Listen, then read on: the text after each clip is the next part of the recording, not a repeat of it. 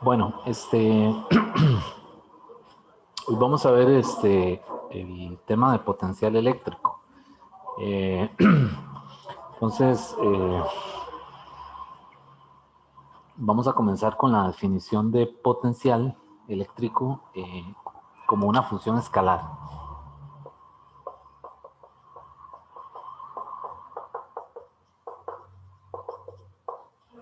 Entonces, el potencial eléctrico lo vamos a simbolizar con una V y es una función escalar. Es decir, no es un vector. Entonces, hay que tener cuidado de no ponerle los vectores unitarios, ¿verdad? Entonces, en ese sentido, es más sencillo calcular potencial eléctrico que campo eléctrico. Entonces, el potencial eléctrico está definido como la energía potencial por unidad de carga, de esta manera. Entonces, V es el potencial eléctrico, la U es la energía potencial eléctrica y la Q es la carga. Entonces, esta U está en joules, la Q está en coulomb y las unidades de potencial eléctrico son los voltios, que se utiliza o se abrevian con una V mayúscula. Entonces, vean que un volt es igual a un joule sobre coulomb, ¿verdad? Ahora, los cambios también están definidos en esta ecuación. Es decir, esta ecuación yo también la puedo escribir como delta V es igual a 1 sobre Q multiplicado por delta U, ¿verdad? Entonces ahora hablamos de la diferencia de potencial eléctrico, el cambio de la energía potencial eléctrica, que sigue estando en joules, esto sigue estando en volts y esto la carga en coulombs. Entonces cuando yo lo escribo como delta V, realmente lo escribo como VB menos VA, es decir, el potencial en un punto B menos el potencial en un punto A. Entonces, en este capítulo yo queremos estudiar el movimiento de partículas cargadas en un campo eléctrico. Por ejemplo, que yo tenga una partícula, una carga, ¿verdad? Que se mueve en una trayectoria arbitraria entre un punto A y un punto B. Y entonces ese movimiento se lleva a cabo en una región en el espacio donde hay un campo eléctrico uniforme. ¿Okay? Un campo eléctrico que es aproximadamente constante. Entonces, ¿cómo vamos a calcular ese campo eléctrico? Ese campo eléctrico lo vamos a calcular utilizando esta fórmula. Vamos a decir que el delta V es igual a E por D. ¿Ok? Entonces, en el libro le ponen un menos, pero el menos se refiere al cálculo de la diferencia de potencial, no al campo. Es decir, el campo siempre va a ser uniforme, entonces siempre podemos considerarlo como una cantidad positiva. Pero la diferencia de potencial, esta es la ecuación 24.6 en el libro, ¿verdad? En la 10ª edición, van a ver que tiene un menos. Ese menos se refiere a la diferencia de potencial como tal, porque vean que es VB menos VA. Entonces, si este potencial es mayor que en A, pues obviamente al hacer la resta esto va a ser positivo, ¿verdad? Pero si el potencial en B es menor que en A, pues al hacer la resta va a dar negativo. Entonces, es una situación de utilizar el signo convenientemente, ¿verdad? De acuerdo con los datos que le da el problema, ¿verdad? Y también con la situación física, ¿verdad? Pero si usted quiere calcular de aquí campo, no hace falta ponerle el menos, porque el campo siempre lo vamos a trabajar como una magnitud positiva en este capítulo. Bueno, entonces, así es como está definido el potencial, ¿verdad? Energía por unidad de carga. O el cambio del potencial es cambio de energía potencial por unidad de carga. Entonces no lo confundan, ¿verdad? La V es potencial electrostático. Es una función escalar. Y el U o la U es la energía potencial electrostática. Vean que son muy parecidas, ¿verdad? Pero son cosas distintas. Bueno, denme un momentito.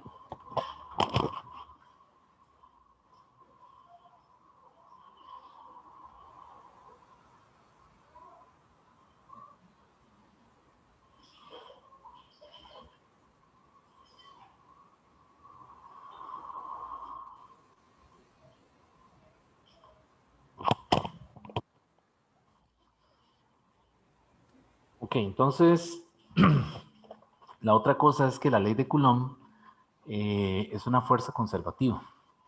Entonces, como es una fuerza conservativa, se puede utilizar aquí la ley de conservación de la energía, lo que se usó en Física General 1 para resolver problemas de mecánica, ¿verdad? Entonces aquí también podemos aplicarlo, pero al caso de una partícula cargada, eh, que tenga también una masa dada, ¿verdad?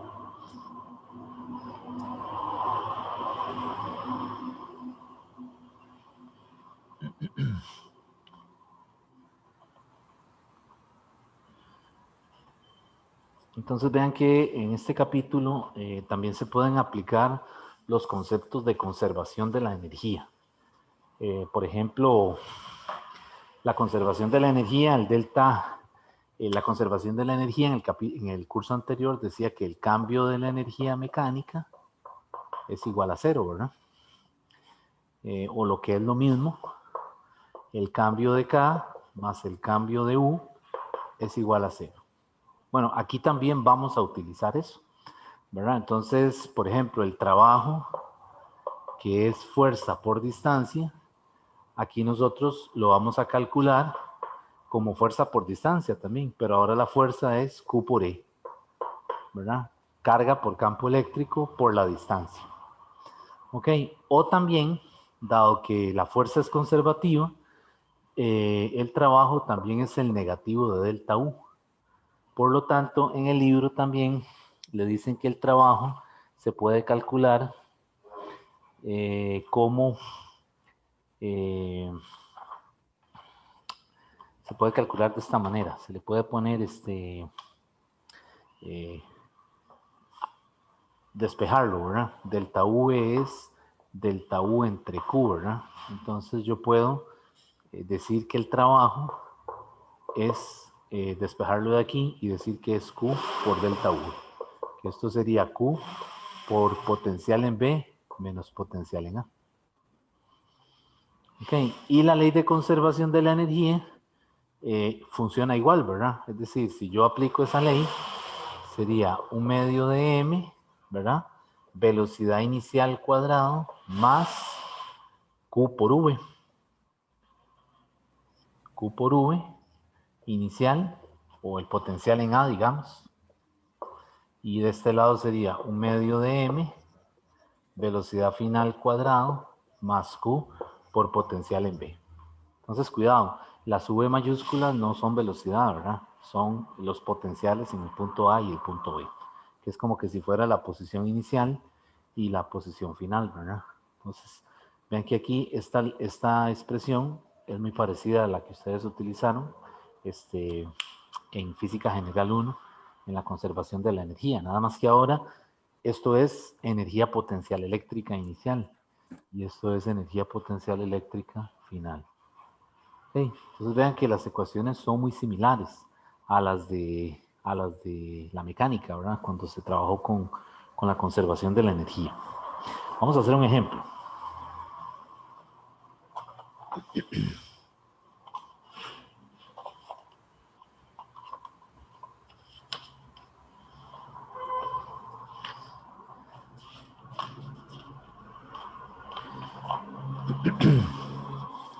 Bueno, este es un problema de dos placas paralelas.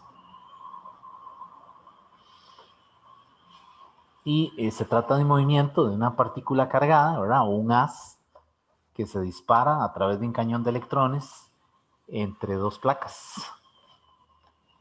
Entonces, el problema, el dibujo es este. Lo que le está diciendo es que se va a tener una placa con una densidad de carga superficial negativa y otra placa con una densidad de carga superficial positiva. ¿Okay? Y entre esas placas se establece un campo eléctrico que es aproximadamente constante. Ya habíamos dicho que si las líneas de campo son rectas, ¿verdad? El campo es paralelo a la línea de campo y es porque estas placas están muy próximas, ¿verdad? En el problema le dicen que la separación son 12 centímetros. Y le dice lo siguiente, vamos a leerlo. Dice, en un experimento de laboratorio se utiliza un sistema de placas paralelas conductoras separadas 12 centímetros, con una diferencia de potencial entre ellas de 1500 voltios. O sea, la diferencia de potencial entre A y B, esa diferencia de potencial a B son 1500 voltios. ¿Ok? Entonces, la parte A del problema, el problema consta de 3 partes. La parte A le dice, calcule la magnitud del campo eléctrico entre las placas. O sea, le está pidiendo que encuentre la E. Entonces aquí, pues es muy sencillo porque lo único que necesito es aplicar esta formulita. Delta V es igual a E por D. No le pongo el signo negativo, ¿verdad? No hace falta porque lo que voy a calcular es la magnitud del campo y de aquí lo despejo. Sería, cojo los 1500 voltios y lo divido entre la D, que son 12 centímetros, pero cuidado, hay que pasarlo a metros, ¿verdad? Entonces aquí abajo serían 0.12 metros. Hago esa división y me da que el campo es, a mí me dio 12.500. Y vean las unidades que tiene el campo eléctrico ahora. Son voltios entre metro. Es una unidad nueva para campo eléctrico. Bueno, no es nueva, sino que es una unidad alternativa, ¿verdad? Entonces también esto pueden ser 12.500 newton sobre coulomb, ¿verdad? Entonces un newton sobre coulomb o newton sobre coulomb tiene que ser equivalente a voltios sobre metro. ¿Ok? Y ahí estaría la parte A del problema. Le está pidiendo únicamente el campo. Y ese campo es constante, ¿verdad? Vean que es constante, es uniforme, porque las placas están muy próximas, ¿verdad? Están muy cercanas una de la otra. Entonces las líneas de campo en toda la placa son aproximadamente, son líneas horizontales en el interior. Entonces el campo no va a cambiar, es constante. Ok, vamos a la parte B. La parte B del problema le dice ahora que suponga que se coloca o se lanza, ¿verdad? Se coloca una partícula que tiene carga más 4B.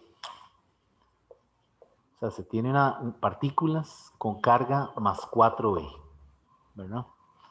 Y con una masa de 1 por 10 a la menos 16 kilogramos. A 5 centímetros, dice que se colocan a 5 centímetros de la placa con carga positiva. Y se le da una velocidad de 2 metros por segundo en dirección hacia la placa positiva. Pues vamos a hacer un dibujo de eso.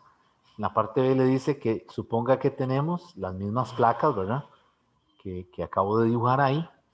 Y que entre ellas ahora se coloca o se dispara una partícula que está a 5 centímetros de la placa con carga positiva. Y ella se lanza, se dispara hacia la placa de carga positiva con una velocidad de 2 metros por segundo. Le dice el problema. Entonces, la pregunta que le hacen es la siguiente. Le dice, ¿puede chocar esa partícula con la placa de carga positiva o no? Justifíquelo. Esa es la pregunta. ¿Ok? Entonces, hasta ahí no hay dudas. Es decir, es una partícula que tiene carga 4E y tiene esta masa y se coloca a 5 centímetros de la placa con carga positiva y se dispara hacia allá. Y la pregunta que le dicen es, ¿llega aquí? ¿Llega o no llega? Es la pregunta. ¿Llegará? ¿Qué dicen ustedes? Hay que justificarlo de alguna manera, ¿verdad? Vean que el campo está de izquierda a derecha y la partícula tiene carga positiva. ¿Qué esperaríamos que pase? ¿Se acelera o se desacelera? Que se acelere. Se acelera porque la fuerza está en la misma dirección que el campo eléctrico, se acelera, pero ellos le están haciendo esa pregunta, o sea, le están diciendo, ¿llega o no llega? Ahora bien, cuando llega la placa, obviamente el haz se detiene, entonces si se detiene, ¿qué pasa con la velocidad? Tiene que ser cero, ¿de acuerdo? Entonces, tienen que imaginar esto no como una partícula, sino como un haz que se dispara, como una pistolita de agua de esos, ¿verdad? Que tira un chorrito, ¿verdad? Entonces, hay que imaginárselo así, como un chorrito que se dispara, y la pregunta es, con esa magnitud del campo y las placas sometidas a esa diferencia de potencial, aunque la carga sea positiva y la partícula se acelere, le están preguntando, ¿llega o no llega? ¿Ok? Esa es la pregunta. Entonces, para resolver esta parte del problema, yo necesito volver a calcular la diferencia de potencial entre este punto y la placa, ¿verdad? Porque vea que ya no es, la partícula no viene de aquí, es decir, no sale de la placa con carga negativa, sino que sale de un punto a 5 centímetros de esta placa. Entonces yo tengo que volver a calcular el delta V. Entonces, ese delta V, ¿cómo lo calculo? De ahí, ese delta V es el campo, que ya lo tengo, ¿verdad? Los 12.500 por la nueva distancia. ¿Dónde está la partícula ahora? ¿De dónde se lanza? ¿Cuál es el sistema de referencia? Son 5 centímetros, que ahora sería aquí, sería 0.12 menos 0.07. ¿Ok? Que son los 0.05, ¿verdad? Y cuando hago esta operación, me da 625 voltios. Ese es el delta V. Esa es la nueva diferencia de potencial a la que está sometida la partícula. ¿Ok? Y con esa diferencia de potencial yo calculo ahora el cambio de energía potencial, que va a ser Q por delta V. ¿De acuerdo? ¿Y quién es la carga ahora de la partícula? 4E. Entonces aquí sería 4E, que es 4 por 1, 602 por 10 a la menos 19, por el delta V, que son 625. Y de ahí tengo el delta U. Ese delta U me da, haciendo esa operación, a mí me dio 4.005, ¿verdad? Por 10 a la menos 16. ¿Qué unidades? Joules. Entonces ya tengo el delta U. Ok, y entonces, recordemos la pregunta, me están diciendo que hay que justificar si llega o no. Entonces, para eso, yo voy a usar la conservación de la energía. Yo digo que delta K más delta U tiene que ser igual a 0. El delta U ya lo tengo, ya lo calculé, es esto que está aquí. Y el delta K, ¿qué sería? De ahí es K final menos K inicial, ¿verdad? Más el delta U, igual a 0. ¿Ok? ¿Cuánto vale la K final? ¿Cuánto vale la K final? ¿Qué podríamos decir ahí? ¿Qué dijimos? Cuando el haz llega a la partícula, se detiene, ¿verdad? Entonces, esa K final tiene que ser 0. Y la K inicial, no sé cuál es. Es un medio de la masa por la velocidad inicial al cuadrado, más delta U. Aquí tengo que poner 2 metros por segundo. No, porque le dicen que, porque precisamente es para eso, le dicen que si se lanza con 2 metros por segundo, llegará o no.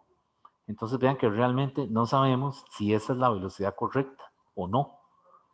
¿Lo ven? Entonces un error aquí es sustituir la velocidad inicial como 2 metros por segundo. Porque eso le están diciendo, digamos que se lanzó con eso. Vamos a ver si con esa velocidad llega. Entonces vamos a ver si es cierto. Entonces, ¿qué hago? Calculo esta velocidad inicial. ¿Ok? ¿Hasta ahí hay alguna duda? ¿Está claro? Profe, Todo bien, profe. Dígame. pero también uno se puede dar cuenta si calza o no. O sea, si uno usa dos, tiene y esa es la respuesta, tiene que cerrar. Eso, pero ¿cómo hace usted para saber? Comparándolo con el delta 1, ¿cierto? ¿Con el delta qué? O sea, si uno usa 2 y no se cumple la ecuación, quiere decir que no es. Ah, usted dice que si no igual a 0. Ajá. Ah, bueno, sí, sí. Sí, sería una Entonces, manera de probarlo, digamos. La otra es despejando. sí, pero entonces vea que aquí es una pregunta, imagínese que es una pregunta de marque con X, ¿verdad? Entonces no le va a aparecer una opción en donde le digan que compruebe que es 0, sino que tiene que calcular la Sí, velocidad, ¿verdad? ok, Entonces ok, claro. aquí sería menos un medio, ¿verdad? Por la masa, que es 1 por 10 a la menos 16, no, al cuadrado no. Velocidad inicial al cuadrado más los 4.05. 0,05 por 10 a la menos 16 y eso es igual a 0. Entonces de aquí despejo la velocidad inicial y resulta que esa velocidad inicial a mí me da 2.83 metros sobre segundo. Entonces, ahora sí, ya estamos listos para dar la conclusión. ¿Qué creen ustedes? A la pregunta que hacen ellos. ¿Llega el haz o no llega? No llega. No llega. No llega porque esto es mayor que 2. Necesitamos que sea 2.83. ¿Verdad? Entonces la conclusión es no logra llegar. No logra llegar a la placa positiva. ¿Ok? Vamos a la parte C. La parte C del problema es similar. Lo que le dice la parte C es lo siguiente. Le dice qué rapidez, le dice ahora qué rapidez y qué energía potencial electrostática adquiere una partícula cuya masa ahora es 1 por 10 a la menos 18 kilogramos y que tiene una masa, perdón, que tiene una carga de menos 5e, ¿verdad? Y se ubica en medio de las placas. O sea, ahora le está diciendo que es una partícula igual, que está a la mitad de las placas o a la mitad entre las placas. O sea, que está aquí. Quiere decir que si estos son 12 centímetros, de este lado hay 0.06 y del otro lado hay 0.06. ¿Ok? Y entonces ahora lo que le está diciendo es, lo que le pregunta es, ¿qué rapidez y qué energía potencial electrostática adquiere la partícula de masa tal y carga tal? Dice, al llegar, esto lo dice el enunciado, al llegar al electrodo positivo, o sea, al electrodo con carga más sigma. Entonces ya el problema le está diciendo que sí llega. O sea, no es como la parte B que lo dejaba para que usted concluyera eso, sino que ya aquí le dice, ok, sí llega, ¿verdad? Y se lanza, dice que con una velocidad de 25 metros por segundo. O sea, la velocidad con la que se lanza aquí son 25 metros por segundo. Entonces le dicen que ahora sí llega. La pregunta es, ¿con qué velocidad? Antes de que se detenga. O sea, antes de que choque con la placa, ¿verdad? Es lo que le está pidiendo.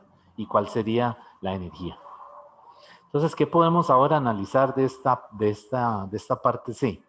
Bueno, vean que la carga ahora es negativa. Entonces, ¿qué pasaría ahí? ¿Qué creen ustedes que pase? Contrariamente a la parte B. Si la carga es negativa, la fuerza y el campo están en sentido contrario. Por lo tanto, cuando esa partícula se lanza, no se acelera, como en el caso B, sino que ella tiende a desacelerarse, porque la fuerza está opuesta al campo. Sin embargo, le están diciendo que llega a la otra placa. ¿Ok? Pero entonces vean la velocidad con la que se está lanzando. 25 metros por segundo, que comparado con 2.83 es mucho mayor, ¿verdad? Entonces vean, analizando la situación, le tienen que dar más velocidad a las cuando esa carga es negativa, para lograr que las toque la superficie de la otra placa. ¿De acuerdo? Entonces, ahora lo que le dicen es calcule la velocidad. Bueno. Entonces, igual, necesitamos otra vez calcular la diferencia de potencial, porque ahora la partícula o las se está lanzando de la mitad, de una posición que está a la mitad entre las placas. Entonces, para hacer esa parte, pues es volver a utilizar el campo, que es constante, ¿verdad? Y nada más, calcular otra vez el delta V. Entonces, para esta parte, yo calculé el V1, digamos. El V1 es E por X1, que sería entonces 750 voltios, usando X1 como 0.06. Vamos a ponerlo. Son 12.500 por 0.06, ¿verdad? Que es este punto. Y el otro V2 es el E por X2, que ahora es 12.500 por 0.12. Y eso me tiene que dar, este de arriba me da 750 y este de aquí me da 1.500. Entonces, cuando yo calculo el delta U, va a ser Q por delta V, ¿verdad? Y ese Q es menos 5E. Y ese menos 5E es menos 5 por 1,602 por 10 a la menos 19 por el delta V. Ese delta V serían 2.500 menos 750. Y todo en unidades del sistema internacional, ¿verdad? Entonces ese delta U ahora me da negativo. Es menos 6.007 por 10 a la menos 16 joules. Y ahora igual, aplico conservación. Delta K más delta U es igual a 0. ¿Ok?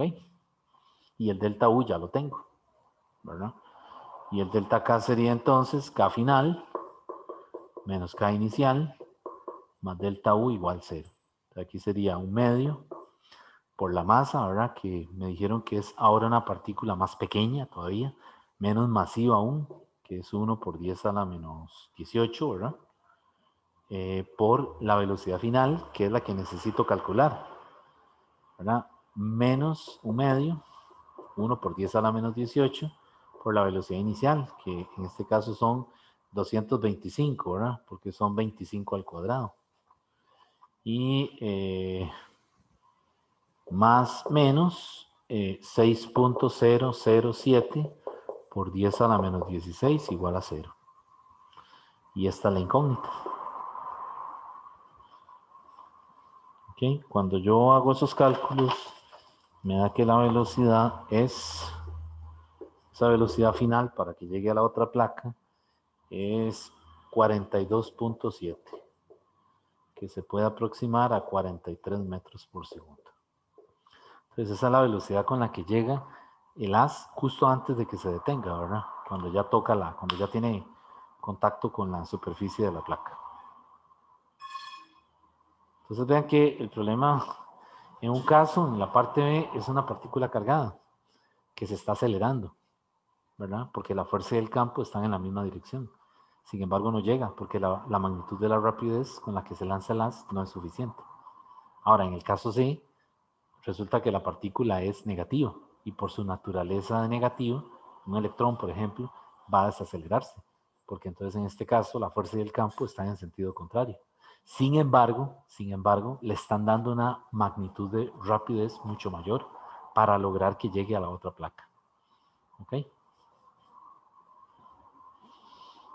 Bueno, también le dicen por ahí que convierta esta energía a una unidad nueva que hay ahí en el libro de potencial. Hay una unidad que se llama el electronvoltio y se abrevia así, un EV, una E minúscula y una V mayúscula juntas, y esto es igual a 1.602 por 10 a la menos 19, cuidado, aquí son joules, no coulombs, ¿de acuerdo? Entonces la carga fundamental del electrón es 1.602 por 10 a la menos 19 coulombs, pero cuando hablamos de esta unidad EV, es 1.602 por 10 a la menos 19 joules. O sea, es una unidad de energía, ¿verdad? Y se utiliza mucho en aceleradores. En aceleradores, por ejemplo, en los equipos que utilizan en los hospitales, ¿verdad? Para remover, por ejemplo, tumores o para dar tratamiento. Es un haz de partículas que es acelerado, ¿verdad? De una manera, una energía, una cantidad de energía enorme, de tal manera de que el haz se vuelve incisivo, ¿verdad? Entonces el cirujano puede operar, ¿verdad? Es decir, puede remover un tejido en el interior del cuerpo sin necesidad de que la operación sea, ¿cómo se dice? Sin que tenga que haber una cirugía en donde tenga que abrir el cuerpo, ¿verdad? Sino que el haz es tan incisivo que entra, ¿verdad? Y remueve o quita el tejido dañado, ¿verdad? Entonces, esto de los aceleradores tiene muchas aplicaciones en medicina, ¿verdad? No solo en radioterapia, sino en cirugías, ¿verdad? Y ya ustedes han escuchado de los aceleradores, esos gigantescos, ¿verdad? Que ocupan una ciudad completa, ¿verdad? Que tienen un radio de no sé cuántas millas, ¿verdad? Que generan cantidades de energía, pero bueno, es una cosa que son cantidades exageradas, ¿verdad? Y que son carísimos de mantener, ¿verdad? Por ejemplo, el Fermilab o el acelerador que está en Europa, ¿verdad? El CERN, donde descubrieron la partícula de Higgs. Son aceleradores gigantescos, ¿verdad? Es una cosa totalmente desproporcionada. Es decir, la cantidad de dinero son millones de millones de millones. Es más, no son millones, son billones con B. Del presupuesto que se necesita para mantener esas ciudades gigantescas donde tiene un acelerador, ¿verdad? Que genera o que produce partículas nuevas. Bien,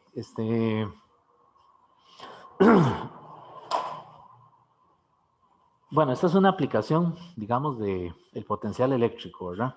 Eh, Puede ser que venga un problemita de esos en una pregunta en la plataforma y entonces lo que quieren es que usted utilice esto mismo, la conservación de la energía para encontrar una velocidad o encontrar la separación entre las placas, ¿verdad? Alguna variable de las que hemos visto aquí.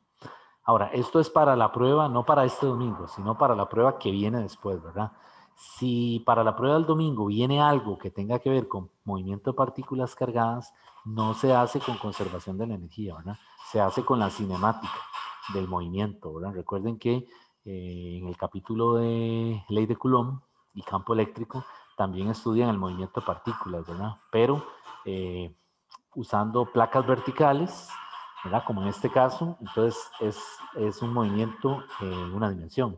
Y si son placas horizontales, es un movimiento de proyectiles, ¿verdad? Entonces, cualquier pregunta de esas de movimiento de partículas de este examen, de este quiz que viene, es para resolverlo con cinemática, no con esto que estamos viendo ahora. Bueno, vamos a continuar. ¿Tienen algo? Dígame. Yo tengo una duda muy puntual. ¿El campo siempre va a ir del negativo al positivo? No necesariamente, no. Puede ser que vaya en sentido contrario, pero el convenio es ese, que uno ve que el dibujillo lo hacen de menos a más, pero para efectos de una pregunta de examen, tendrían que, es decir, en esto tienen que ser muy específicos, ¿verdad? Tienen que ponerle una figura, porque para que no dé chance a que dos personas interpreten algo distinto, ¿verdad? Entonces, en estos problemas le ponen por lo general la figura para que usted la vea. Y entonces ya viendo la figura, ve la dirección del campo y ya, ¿verdad? Se imagina el resto. Ok, está bien, muchas gracias. Con gusto.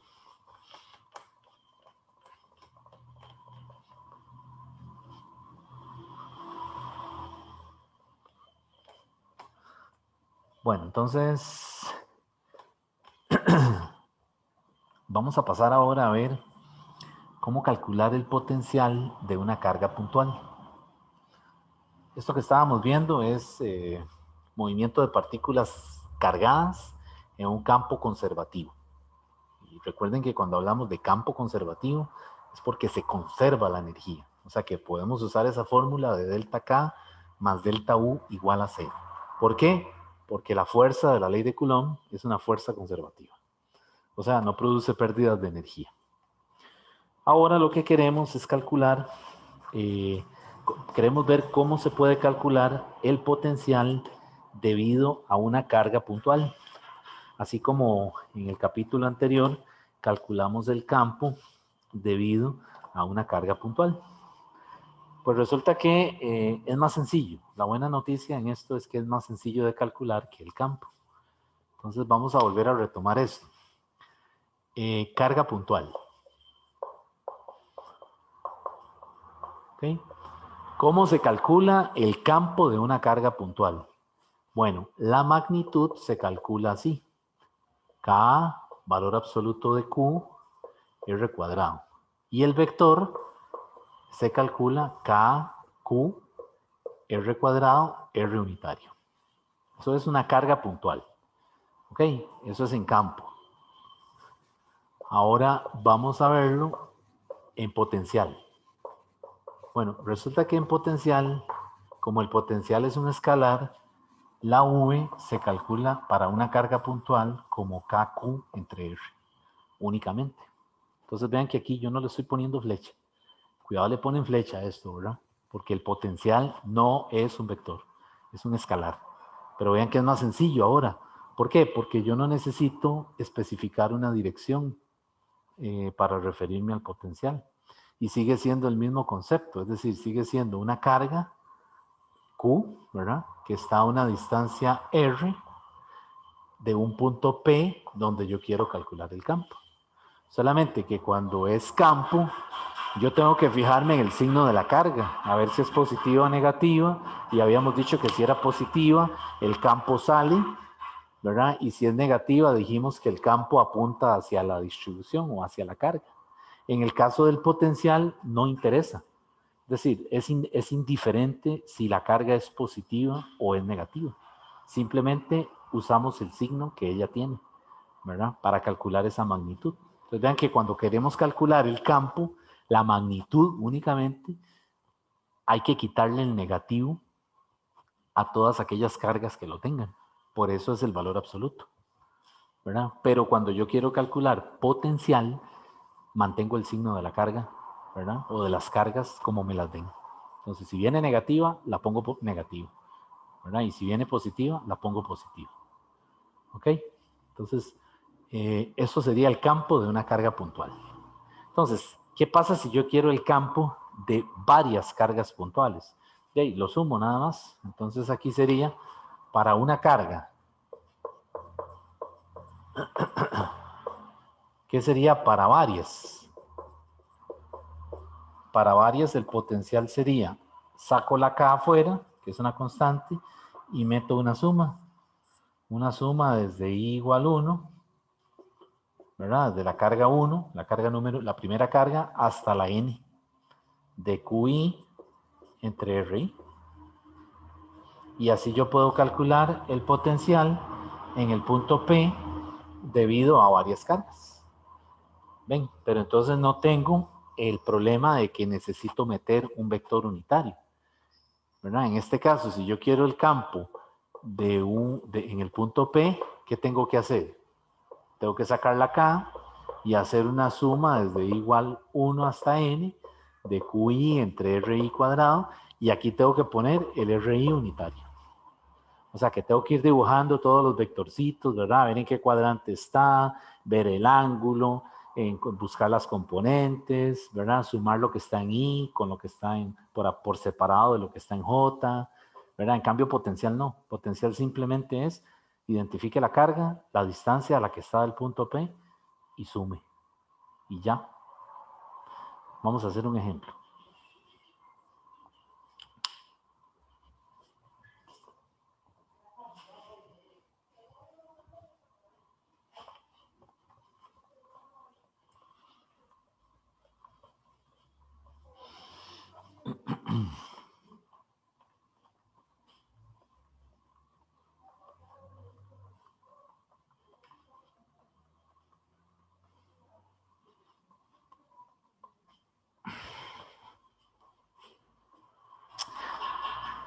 Vamos a hacerlo con un cuadrado para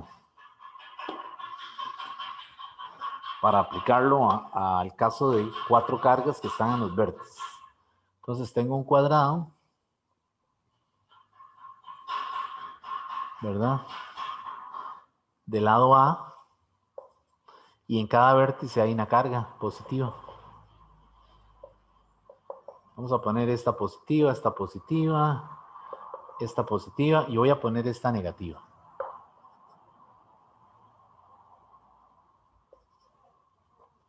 ¿Ok?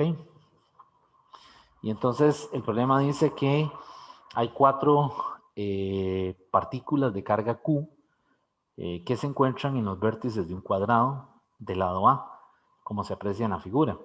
Calcule el potencial en el centro del cuadrado. O sea, le están diciendo que hay el V aquí. Ese es el punto P.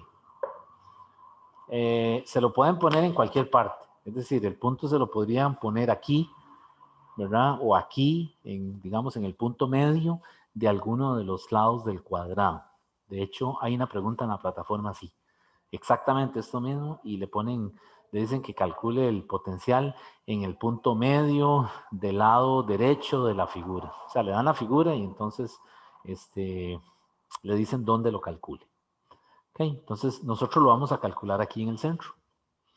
Entonces, como son 4 cargas, pues entonces para calcular el potencial, yo tomo en cuenta la contribución de cada una de ellas. El potencial en el punto P, saco la K, ¿verdad? Porque recuerden que la K es la misma para todos, y sería entonces más Q entre la distancia. ¿Cuál es la distancia que necesito? Es la distancia de la carga al punto en donde yo quiero calcular el campo. O sea que sería esta distancia. Vean que esa distancia sería la mitad de la diagonal que cruza el cuadrado, que sería A raíz de 2 sobre 2. Más la siguiente carga, más Q entre A raíz de 2 sobre 2, porque es lo mismo. Más la siguiente carga, que sería más Q. No tienen que poner este más, ¿verdad? Yo lo estoy poniendo para enfatizar de que son positivas, pero no es necesario. A raíz de 2 sobre 2. Y la que sigue, la última, vean que es negativa. Entonces, aquí hay que respetar el signo que tenga la carga. Entonces, viene negativa, hay que ponerla negativa. ¿Ok? Y ahora lo que hago es que sumo, hay 4 términos, ¿verdad? Q más Q más Q, 3Q, 3Q menos Q, 2Q. Entonces me quedaría algo así. Me quedaría K por 2Q entre A raíz de 2 sobre 2. Y esa sería la respuesta del potencial, ¿verdad? En el punto P. ¿Qué pasaría si esta carga fuera positiva? Por ejemplo, si esta fuera positiva, suponiendo el caso que esta sea positiva, ¿cómo sería el potencial? De ahí, todo sería lo mismo, solamente que habría que quitarle ¿qué? El menos que está ahí. Entonces, si fuera así, entonces me quedaría algo así. Me quedaría que el potencial en el punto P, algunas veces las respuestas en las opciones vienen en términos de el 4pi epsilon 0, ¿verdad? Que es cambiarlo por la K. Entonces aquí sería 4Q entre A raíz de 2 sobre 2. Y eso lo puedo simplificar. Y una posible respuesta entre las opciones es esta. Raíz de 2, ¿verdad? Pi a epsilon 0. O también puede aparecer así en las respuestas, algunas veces la deja un poco más concisa, ¿verdad? Y también podría aparecer así. ¿Ok? Entonces ahí tendría el potencial en el punto P. Entonces practiquen también calculando el potencial en un punto, en alguno de los, en un punto en el centro, ¿verdad? Entre dos cargas. Bueno, ¿dudas de esta parte? Está bien. Vean que el potencial es sencillo, es decir, no es como el campo. Si este mismo problema yo necesitara calcular el campo en el punto P, ¿qué pasaría? Que tengo que hacerme un diagrama, ¿verdad? Tengo que hacerme un diagrama de cuerpo libre. Este es el punto P. y entonces enumerar estas cargas, ¿verdad? A esta le llamo 1, 2, ¿verdad? Para que no se me pierdan, 3 y 4. Entonces el campo en 1, el campo debido a la carga 1, en este punto, ¿cómo sería? Sale, ¿verdad? Porque la carga es positiva, entonces sería un campo para acá, E1, que estaría en el tercer cuadrante. Y con respecto a E2 también es un campo que sale, estaría en el cuarto cuadrante.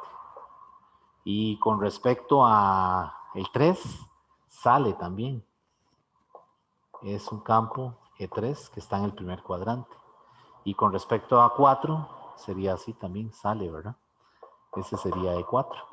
Entonces vea que aquí se cancelan, todas las cargas tienen la misma magnitud, ¿verdad? Entonces los componentes en Y se cancelan. Y los componentes en X, ¿qué pasa? De este lado se suman y de este lado también se suman, pero son de igual magnitud, entonces también se cancelan. Por lo tanto, en este caso, el campo sería 0.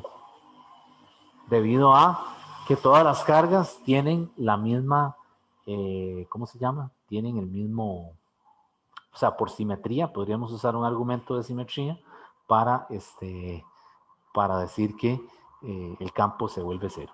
Ahora, vea que aquí es 0 también porque todas las cargas son iguales, o sea, lo estoy suponiendo como que esta es positiva, ¿verdad? Pero si yo cambio un signo, ya la cosa cambió, ¿verdad? Es decir, si por ejemplo esta es negativa, como lo hicimos originalmente aquí, ¿qué pasaría si esta carga es negativa? ¿Qué pasaría? Que ya ahora el campo en E4 no apunta para allá, sino que apunta ¿para dónde? Para acá. Entonces ya ahí el campo no es 0, porque este componente en X, ¿verdad? De ambos campos, del E2 y del E4, se sumarían aquí en el eje X. Entonces ya ahí en esa situación, con solo que ponga un menos aquí, ya el campo deja de ser 0, ¿verdad? Pero entonces vean que calcular campo, a lo que quiero llegar es que calcular campo lleva más trabajo, ¿verdad? Quizás no sea más difícil, pero sí hay que tener cuidado de hacer un dibujo para ver dónde están para identificar las componentes, ¿verdad? En cambio, potencial no. Potencial, si usted calculó bien la distancia del punto, de la carga al punto, ya está. Lo demás simplemente es seguir esa formulita, ¿verdad?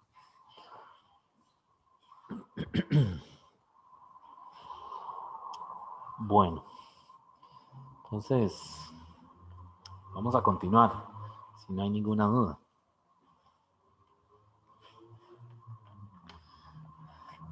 Bueno, esto es cómo calcular potencial eléctrico, ¿verdad?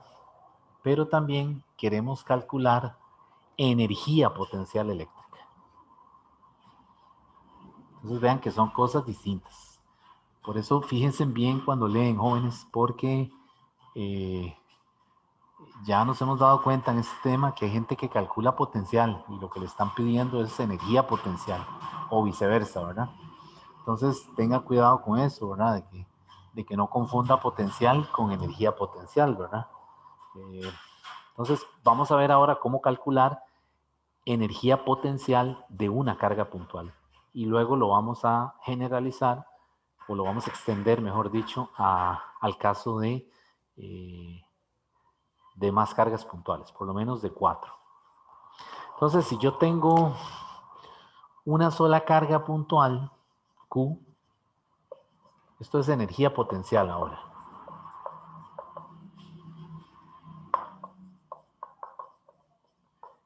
Si yo tengo una sola carga y quiero calcular el campo, el potencial en un punto P, pues ya yo sé que ese potencial debido a la carga Q1 es KQ1 entre R. ¿De acuerdo? Pero si yo quiero calcular energía potencial, recuerden que está relacionado así. Recuerden que energía potencial es Q por V.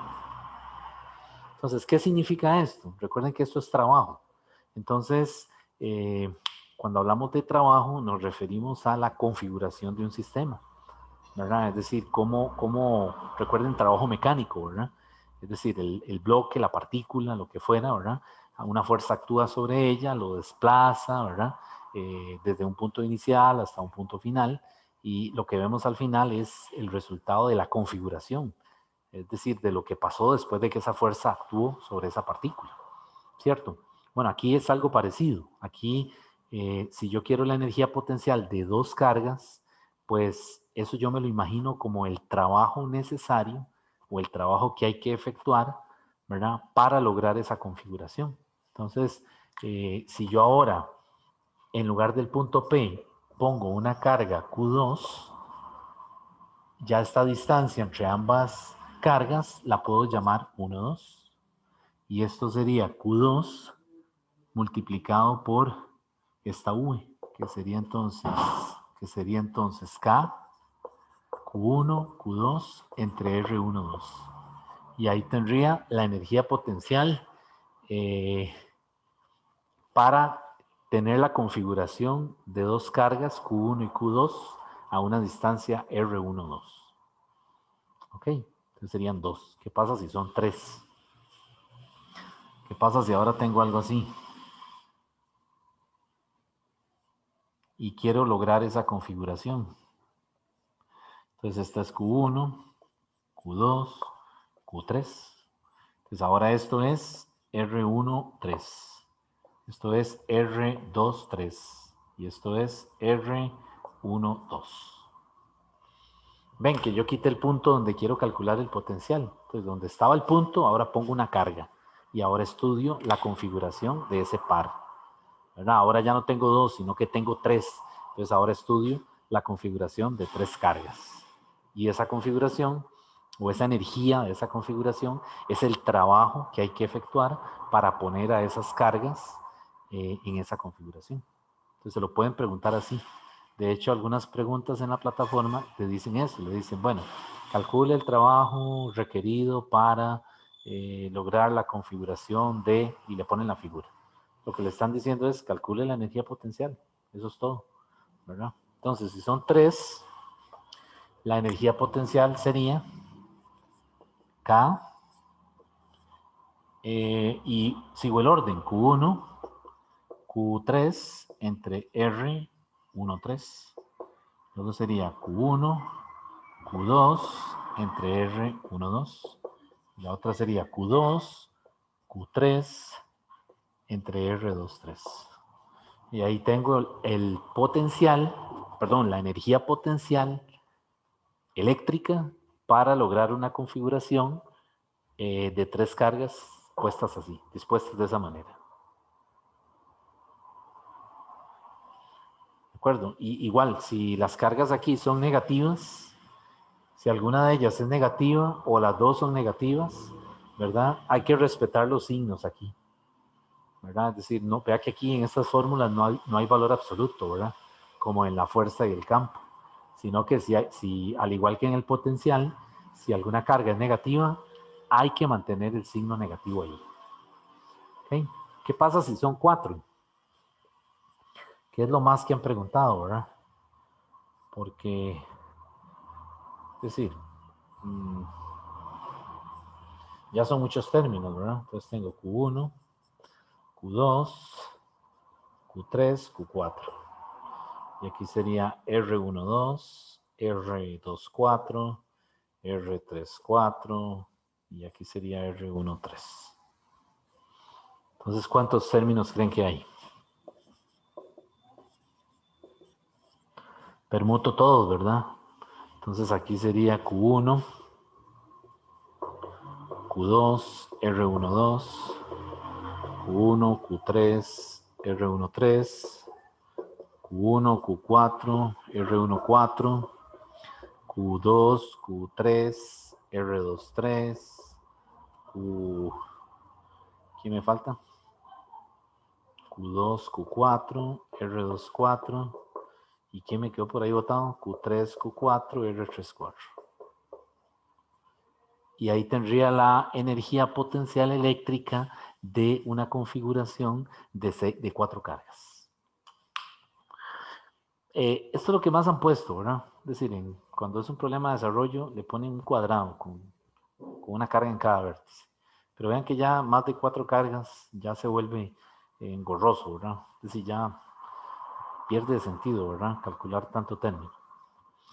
¿verdad? Entonces, los que tienen que saber es el caso de 2 cargas, ¿verdad? La configuración para 2, para 3 y para 4.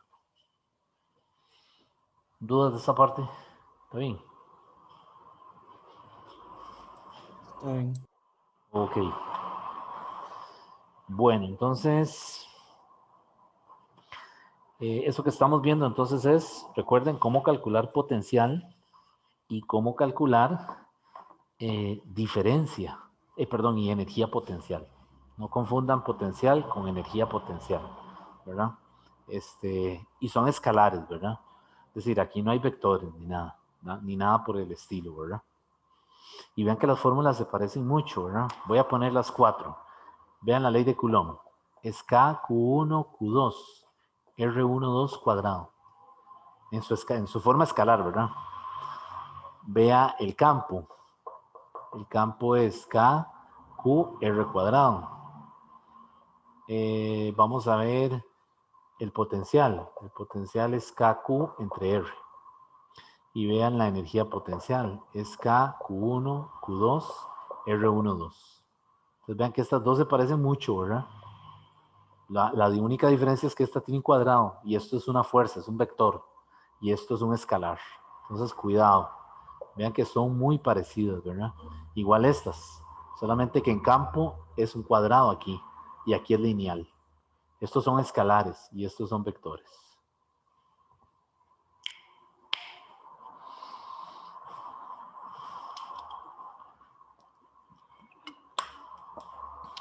Bueno, vamos a seguir entonces.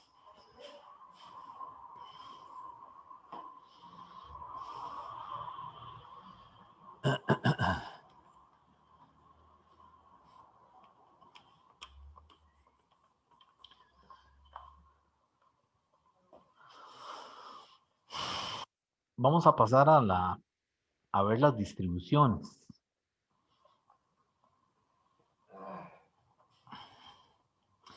Ya habíamos visto las distribuciones continuas con campo eléctrico, ¿verdad? Y también con la ley de Gauss, ¿verdad? Entonces, vamos a ver ahora las distribuciones continuas con potencial eléctrico, que es una extensión, ¿verdad? Entonces, esto que vamos a ver ahora son distribuciones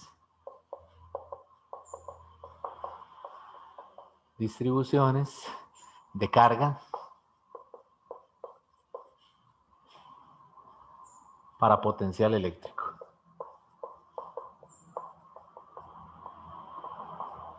Distribuciones de carga para potencial eléctrico. Entonces, es el mismo problema que ya resolvimos con campo eléctrico. Vamos a tener un cuerpo, ¿verdad? Que tiene un volumen dado en el espacio, ¿verdad? Z, X, Y. Y tenemos un cuerpo arbitrario que tiene un volumen dado. Imagínense como que si fuera una papa, que tiene un volumen V. Y yo quiero calcular el potencial a una distancia R en un punto P debido a un elemento infinitesimal de carga, como decir ese cubito, ¿verdad? Y ese cubito tiene volumen de V. Ok, entonces volvemos a lo mismo. El dV ahora se puede calcular como K dQ entre R, ¿verdad? Que sería, perdón, el dV, ¿verdad? Y entonces el potencial en el punto P es integral, ¿verdad? El potencial en el punto P es la K, la saco fuera porque es una constante, multiplicado por la integral del dQ sobre R. Y los límites de la integral corren sobre la distribución. Entonces, mismo problema que vimos con campo eléctrico, ¿verdad? Solamente que cuando era campo eléctrico, el campo era en el punto P es K por la integral del dQ R cuadrado. Pero recuerden que el campo es un vector. Entonces aquí le falta el vector unitario. y aquí también era sobre la distribución. Entonces vean que calcular potencial, distribuciones continuas para potencial es muy similar a campo, ¿verdad? Solamente que no hay vectores ahora, no hay que dibujar o no hay que trazar los vectores en el punto en cuestión. Ok, entonces habían tres densidades de carga, ¿verdad? Estaba lambda, que era dq entre dx. Estaba sigma, que era dq entre dA. Y estaba rho, que es dq entre dv. Entonces, recuerden que estas son las que más salen, ¿verdad? Las densidades de carga lineal y superficial.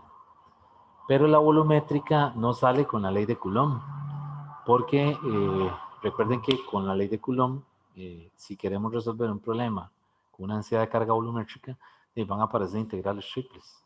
Y eso no está dentro de los objetivos del curso, ¿verdad? Es decir, cálculo 3 no es un objetivo, perdón, no es un requisito del curso. Entonces, ¿qué hacemos para resolver esa situación? Para eso tenemos la ley de Gauss, ¿verdad? Con la ley de Gauss podemos utilizar densidades de carga volumétricas y la ley de Gauss nos hace que esas integrales sean integrales sencillas, ¿verdad? Pero si tuviéramos que usar Coulomb, pues aparecerían integrales triples. Pues no nos sirve. Igual pasa entonces con potencial. Con potencial queremos calcular distribuciones lineales, o sea, alambres de carga, el disco, el aro, ¿ok? Y las distribuciones volumétricas las dejamos, las reservamos para usar la ley de Gauss. O sea, para usarlos con la ley de Gauss. Bueno, entonces vamos a hacer un ejemplo de esto.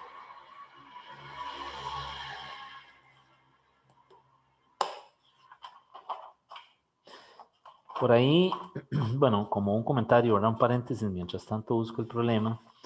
Me he dado cuenta que algunas de las preguntas que están en la plataforma sobre estos temas que vienen, jóvenes, de distribuciones y, bueno, ley de Gauss y eso, sobre todo en la parte de ley de Coulomb, en las distribuciones, algunos de los problemas son problemas de ejemplos ya conocidos. Me explico, es decir, en el libro, por ejemplo, está el disco hecho o está el alambre. Entonces, por ejemplo, el disco, que yo lo hice aquí, ¿verdad? Ya el campo es una ecuación, ¿verdad? Es una fórmula. Entonces, algunas de las preguntas de la plataforma están basadas en esa fórmula del disco. Es decir, usted no tiene que volver a hacer toda la integración, ¿verdad? Sino que es usar esa fórmula del disco para una situación particular. Por ejemplo, que le digan que el punto P a lo largo del eje del disco está en el centro, o sea, en la parte de abajo del disco. Eso es para que usted haga Z igual a 0 en esa fórmula y vea a ver qué quedó, ¿verdad? Entonces, algunas preguntas están basadas en resultados del libro, o sea, de ejemplos resueltos en el libro. Bueno, entonces vamos a hacer un ejemplo de una distribución.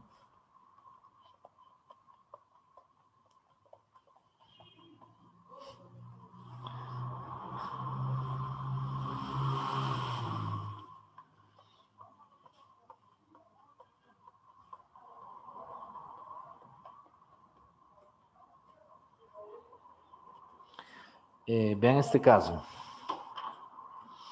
Este caso que yo voy a hacer es un alambre de carga, ¿verdad? Entonces, es el potencial de un alambre de carga. Vean que cuando yo hablo de un alambre de carga o de un disco de carga o de una esfera de carga, que el libro utiliza esa notación, ¿qué quiere decir eso? Cuando le hablan de un objeto de carga, están diciendo que es un objeto que está cargado, pero está cargado porque no es un conductor, es decir, es un material aislante. Por eso la carga reside sobre el alambre o reside o se mantiene sobre la superficie de un disco o está contenida en el volumen de una esfera sólida, por ejemplo. Pero cuando le hablan de un objeto de carga, es porque ese objeto no es un conductor. Entonces, cuidado con eso, porque eso, hay algunas preguntas en la plataforma que, si usted no sabe eso, si no sabe distinguir entre un aislante y un conductor, se puede enredar, ¿verdad? Y marcar la opción que no es la correcta. Entonces, cuidado. Esa anotación que usa el libro no es que es un defecto de traducción, porque ya alguien me preguntó, y por eso estoy haciendo el comentario, ¿verdad?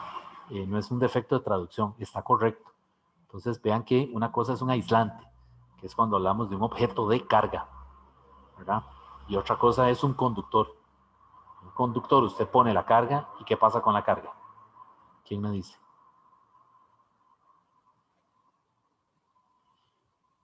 Y se va a dispersar, ¿no? Se escapa, se dispersa. Si tiene una vía para salir, una tierra, la carga abandona el conductor enseguida. ¿De acuerdo? En cambio, en un alambre de carga, en un disco de carga, la carga reside en la distribución, ¿verdad? Entonces, esto que vamos a hacer es un alambre de carga, ¿verdad? Entonces, es un alambre que está puesto a lo largo del eje X. Ok, puede tener carga positiva o negativa, aquí ya no es importante, porque pues como el potencial es un escalar, no importa si la carga es positiva o negativa, ¿verdad? Entonces, vean lo que el problema le dice. O sea, es un alambre que tiene una longitud L y le dicen que calcule el campo en un punto sobre el eje Y, un punto P, que está a una distancia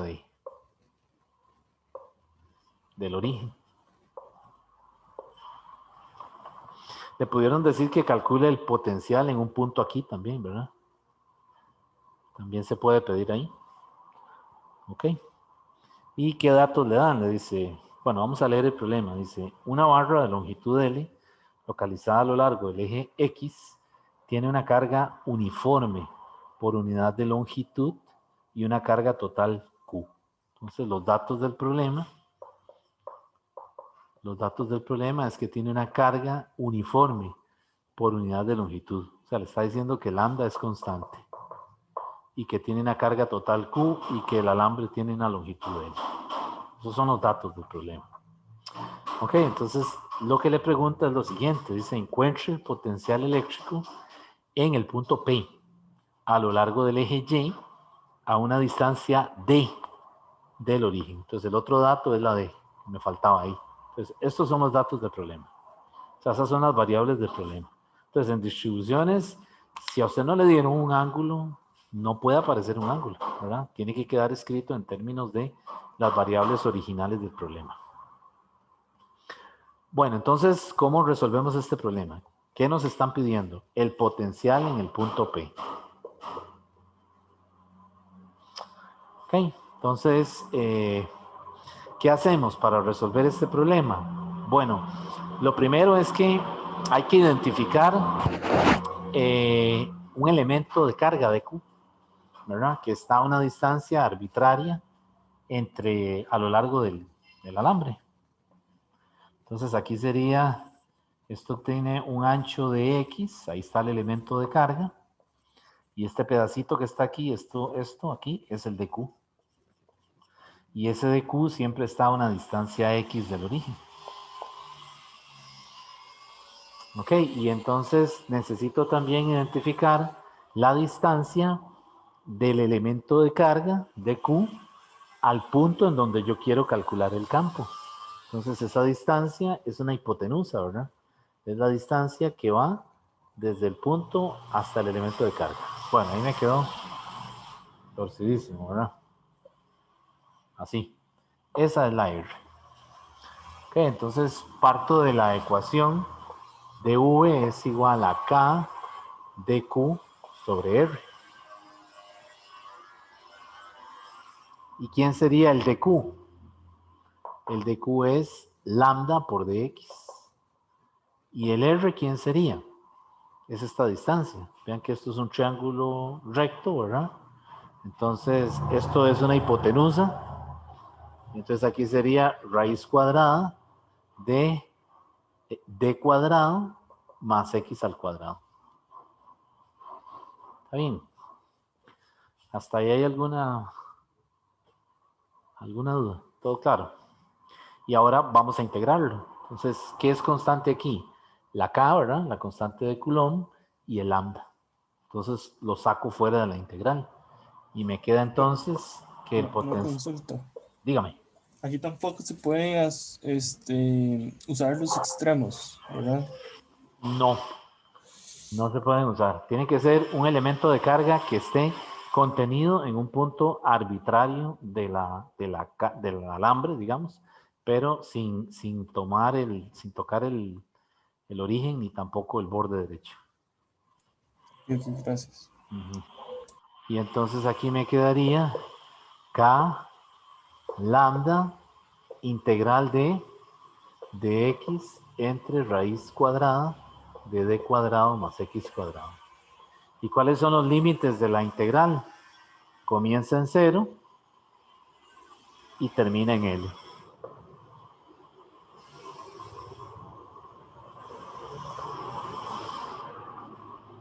Ok, entonces, bueno, esa integral,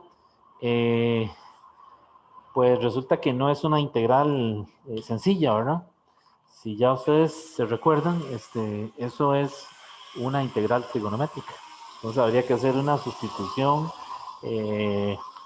x igual, la sustitución aquí es x igual d por la tangente de zeta.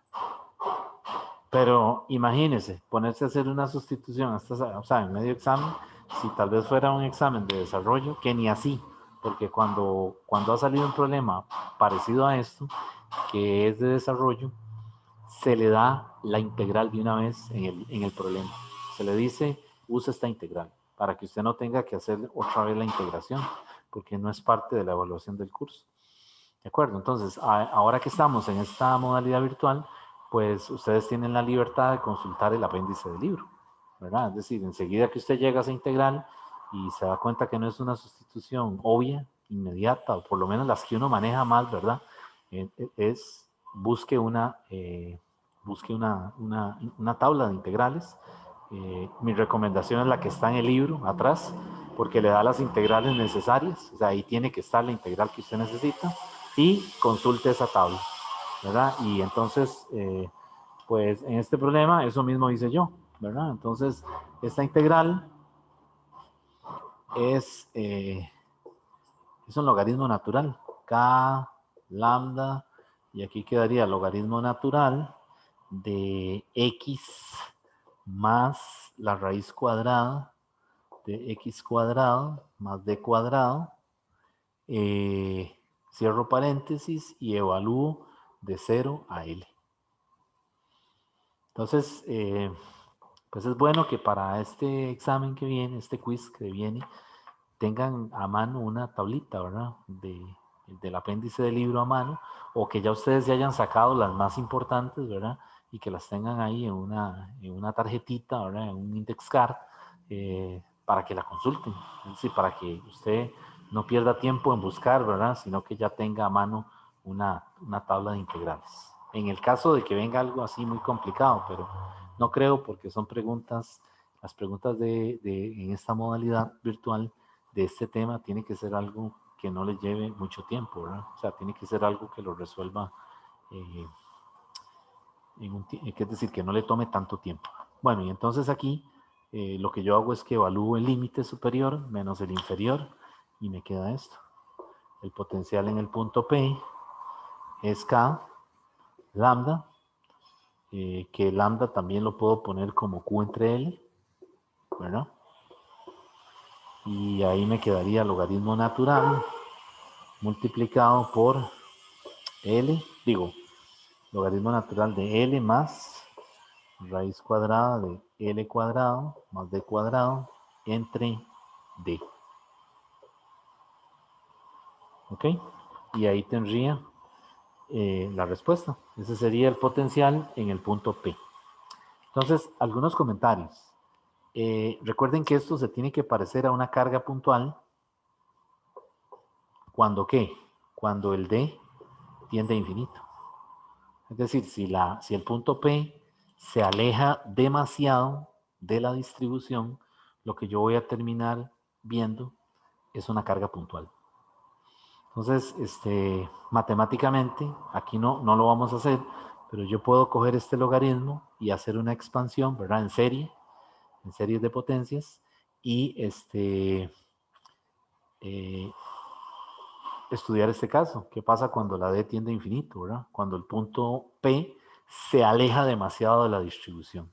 ¿Qué pasa? Bueno, que al manipular ese logaritmo, esa serie de potencias, tengo que llegar a algo parecido, me tiene que quedar algo parecido a una carga puntual. KQ entre R. ¿Ok? Entonces, para efectos del examen, nuevamente, no va a venir algo así, pero sí puede aparecer conceptualmente. Entonces, eso sí, yo les digo que lo estudien, ¿verdad? Entonces, estudien esos casos, ¿verdad? Que hemos comentado por aquí. ¿Qué pasa si el punto se aleja, ¿verdad? Tiende al infinito. ¿Qué pasa con la distribución? ¿Qué ve usted? ¿Continúa viendo el disco? ¿Continúa viendo la varilla? No, se ve ya un punto, una carga puntual. Ok, entonces, bueno, hay que tener en cuenta eso. Porque puede aparecer en alguna pregunta conceptual. Bueno, ¿alguna duda de este problema? ¿Está bien? Ok. Bueno, entonces vamos a pasar a ver otro caso de distribuciones continuas. El que me interesa ahora ver es el del aro. El aro es bastante sencillo.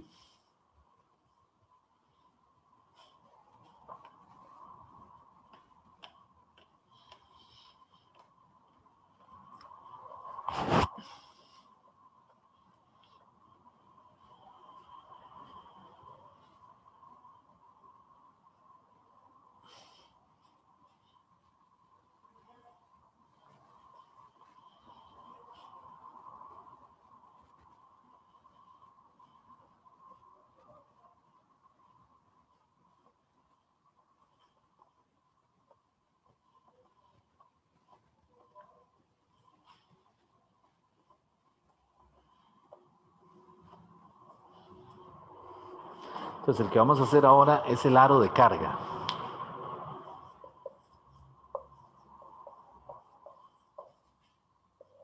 El aro de carga.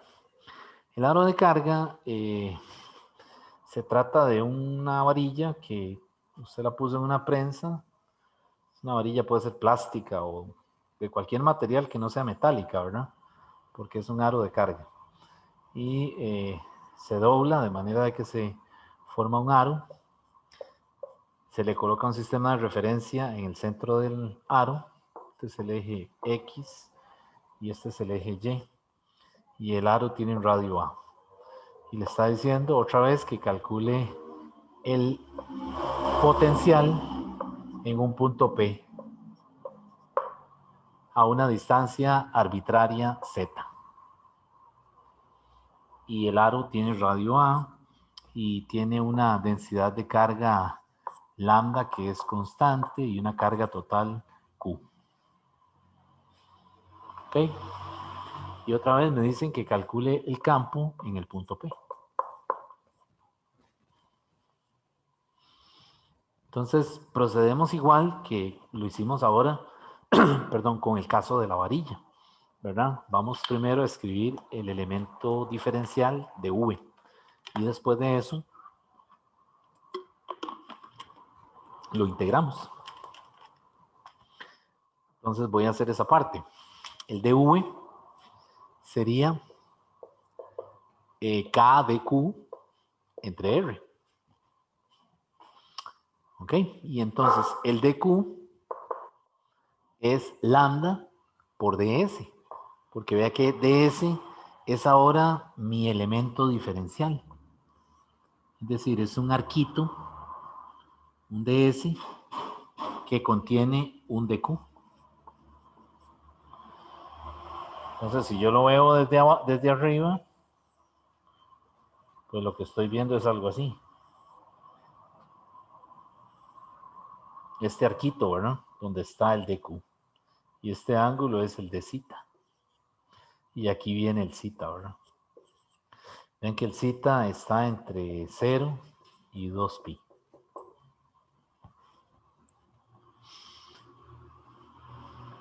Y el R, ¿quién es el R? El R es la distancia del elemento de carga al punto en donde yo quiero calcular el campo. ¿Cuál sería esa distancia? Es esta hipotenusa.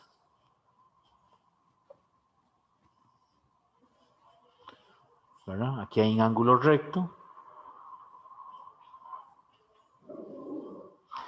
Y esa hipotenusa tiene un cateto que es A y otro cateto que es Z. Por lo tanto, la distancia del elemento de carga es Z cuadrado más A cuadrado. ¿Y quién sería? Bueno, lambda es constante, ¿verdad? ¿Y quién sería el ds? Recuerden que el arco, la longitud de arco es A por zeta. Entonces, el ds, ¿qué sería? A es constante por d zeta. Ok, entonces aquí sería lambda por A por d zeta entre la raíz de z cuadrado más A cuadrado. ¿Y qué es lo único que varía aquí? De ahí, la vuelta que le damos completa al aro, que sería 2pi. Lo demás todo es constante. Entonces, todo saldría. Cuando yo hago la integral en el punto P, perdón, cuando calculo el potencial en el punto P, sale todo, ¿verdad? Sale la K, lambda A, la raíz, z cuadrado más A cuadrado, integral de quién? De 0 a 2pi de zeta, que es una integral muy sencilla. Entonces vean que el potencial en el punto P es 2pi K lambda A entre raíz de z cuadrado más A cuadrado. Y ahí tendría ya el potencial en el punto P. Ahora bien, no es muy común escribirlo de esa manera, así como lo tengo escrito aquí. No es muy común. Entonces, ¿cuál es la forma más conocida, más común? Sería cambiar el lambda por la definición de lambda, que sería, ¿qué es lambda? Lambda en este aro es carga por unidad de longitud. ¿Cuál es la longitud del aro? ¿Qué sería la longitud del aro? La circunferencia, ¿verdad? Entonces aquí sería 2pi por A. Entonces aquí cambio lambda por 2pi, no, perdón, Q entre 2pi A por A entre raíz de z cuadrado más A cuadrado. Entonces vean que ahí se van los 2pi, se van las A y me queda una forma más conocida para el potencial en el punto P que se vuelve una función de z, que sería entonces KQ entre raíz cuadrada de z cuadrado más A cuadrado. Y esta forma es más conocida cuando hablamos del potencial de un aro. Entonces, estos son los casos que yo les digo que tienen que aprenderse. Bueno, aprendérselos no, sino tenerlos identificados en el capítulo, ¿verdad? Porque muy probablemente vienen preguntas en la plataforma que son relacionadas con este resultado específico. ¿Ok? Entonces puede ser que venga una pregunta que le digan, calcule el potencial de un aro en el centro, ¿verdad? En el centro, es decir, abajo, en el origen. Le está diciendo que haga z igual a 0, ¿verdad? Y entonces de ahí calcularía ese potencial. Lo cierto es que si yo me alejo del aro, lo mismo, ¿verdad? Que ya dijimos, si z tiende a infinito, o sea, si el punto P se aleja demasiado, ¿verdad? De la distribución, pues este V se tiene que parecer a KQ entre R. ¿Ok? Que es el potencial de una carga puntual. ¿De acuerdo? ¿Hay alguna duda de esto? ¿Está claro? Sí. Bueno, entonces, el siguiente tema del capítulo es cómo yo puedo obtener un campo eléctrico a partir de un potencial. Esta es la sección 24.4, que le dice campo eléctrico a partir de un potencial. Entonces, ¿cómo hemos calculado nosotros el campo eléctrico en estos capítulos anteriores? Bueno, la respuesta es, la primera vez fue utilizando la ley de Coulomb, ¿verdad? Usando distribuciones continuas, ¿verdad? O usando distribuciones discretas, ¿verdad? Esa fue la primera forma como calculamos campo. Después usamos la ley de Gauss, ¿verdad? Campo a partir de potencial. Pero ahora vamos a utilizar un potencial para encontrar el campo. Campo a partir de un potencial. Entonces, es más sencillo, porque en este caso no tengo que integrar, sino que lo que tengo que hacer es derivar.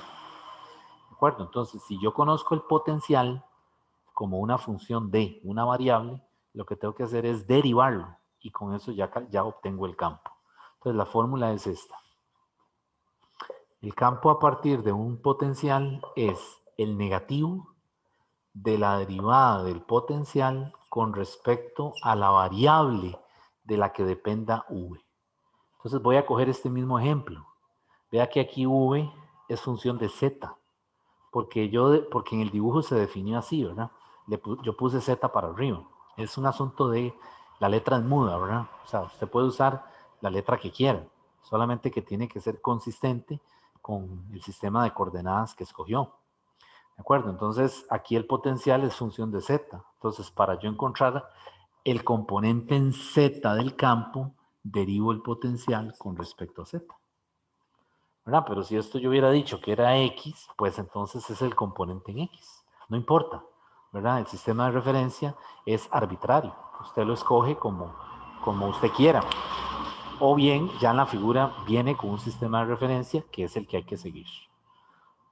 ¿De acuerdo? Entonces, vean que para yo encontrar el campo, ahora lo que tengo que hacer es derivar el potencial. Yo puedo encontrar también el campo con ley de Coulomb de un aro, sí, también, pero entonces lleva más trabajo, porque hay que hacer aquello de encontrar el elemento diferencial, hacer la integral, ¿verdad? Es decir, va a llevar más trabajo. Más en cambio aquí, si usted conoce el potencial, lo deriva y ya tiene el campo automáticamente. Entonces vamos a hacerlo con este ejemplo.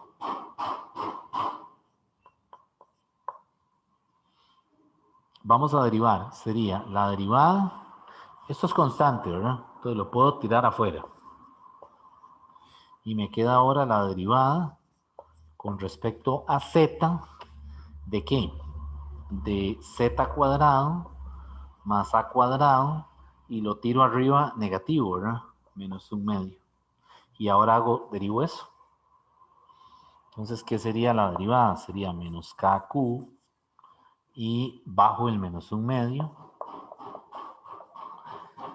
z cuadrado más a cuadrado, a menos un medio le resto 1, quiere decir que me queda menos 3 medios, y aplico la regla de la cadena, ¿verdad? Que es derivar en el argumento. Entonces aquí la derivada en el argumento sería 2z. Entonces vean que aquí cancelo este menos con este menos, este 2 lo cancelo con este 2, y me queda que el campo, la componente en z va a ser kq z dividido entre z cuadrado más a cuadrado, todo elevado a la 3 medios. Y vean qué rápido que obtuve el campo sin necesidad de volver a integrar. O sea, lo que hice fue que derivé la función, el potencial. ¿Ok?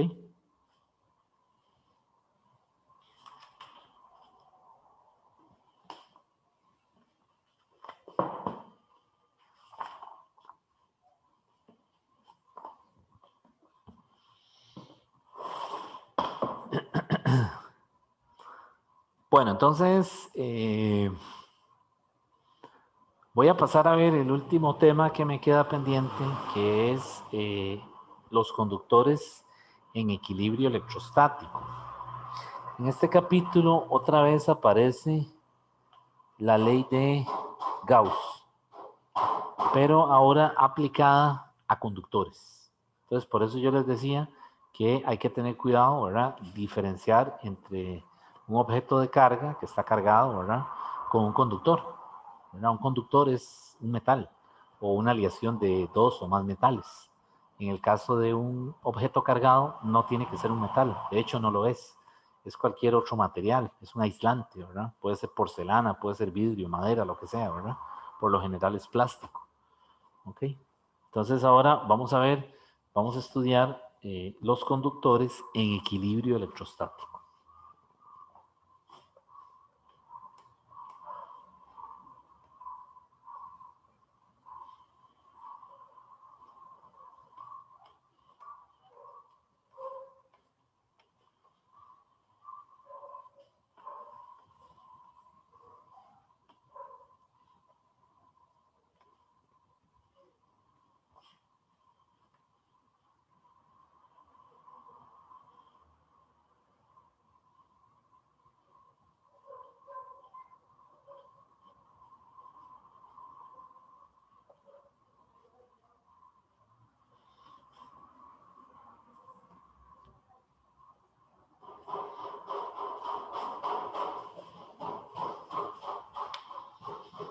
Conductores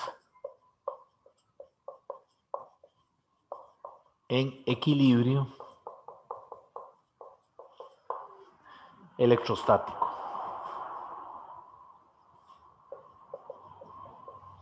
Entonces, en esta situación, estos conductores tienen algunas propiedades que nos van a nosotros a permitir resolver los problemas. Entonces, como les decía, aquí estamos hablando específicamente de un metal, ¿verdad? Entonces, las propiedades que yo voy a anunciar ahora están en el libro, están en la página, bueno, están en la 10ª edición, están en la página 651. Entonces, la primera propiedad es que en el interior está la propiedad 1. En el interior de un conductor, el campo eléctrico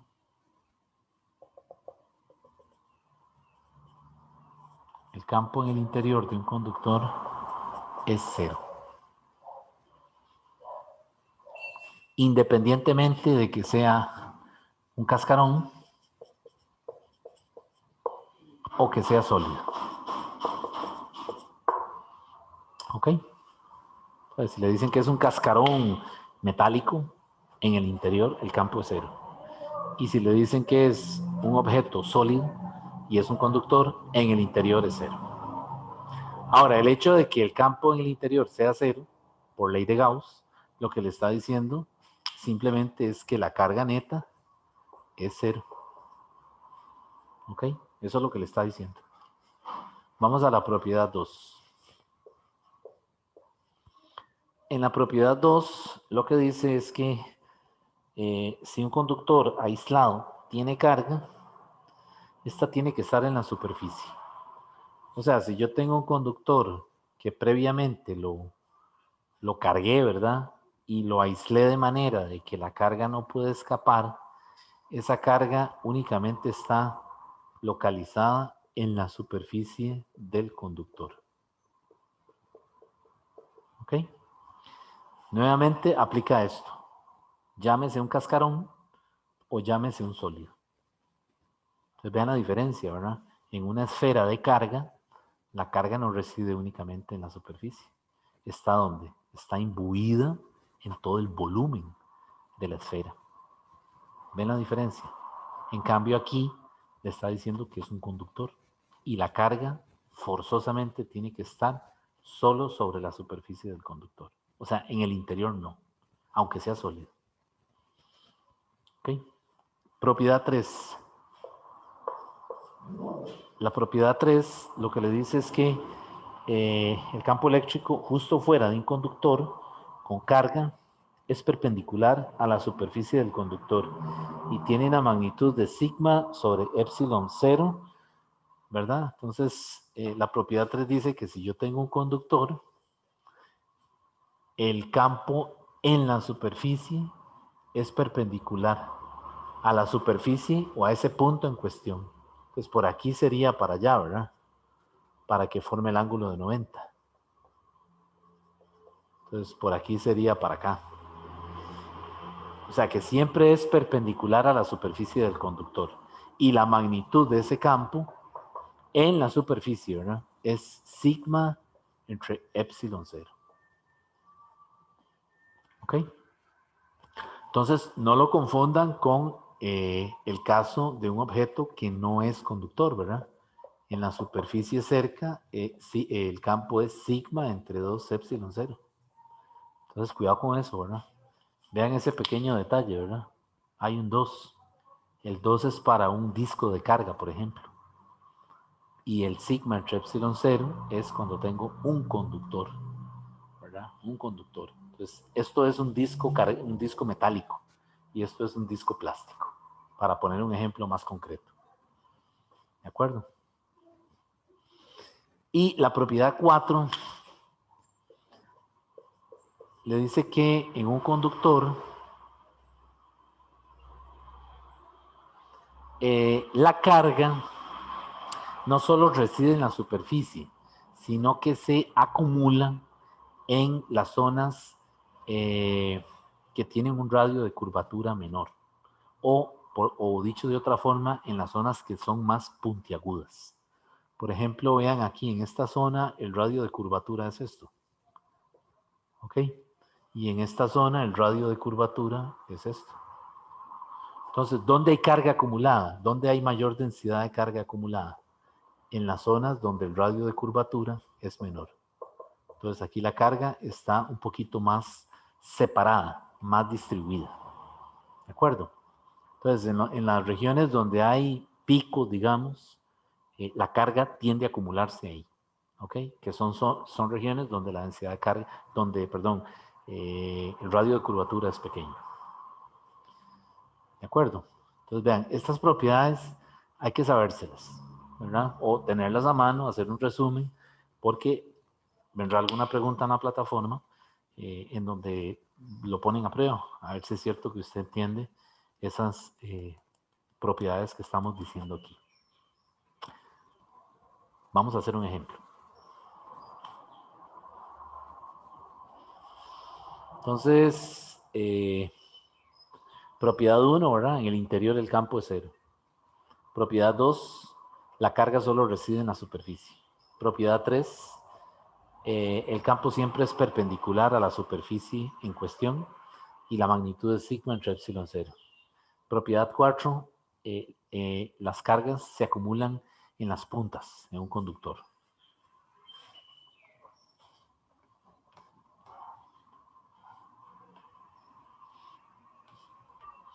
Pues en este tema es muy común que aparezcan esferas concéntricas o cascarones con una esfera en el interior que sea concéntrica al cascarón, ¿verdad?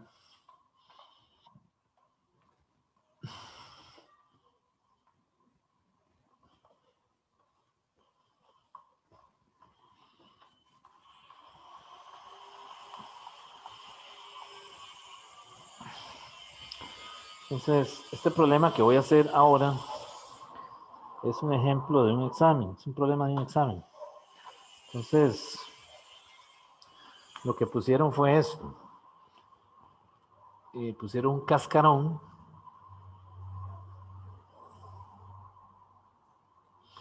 muy delgadito. Bueno, tiene cierto espesor, ¿verdad? No se puede despreciar porque tiene radio del centro, tiene radio interior A y tiene radio exterior B. Y aquí en el interior, en el centro, pusieron una carga Q. Y le dice que la carga en la superficie del conductor es menos 3Q. ¿Ok? y ya le están diciendo que esto, el cascarón, es un conductor.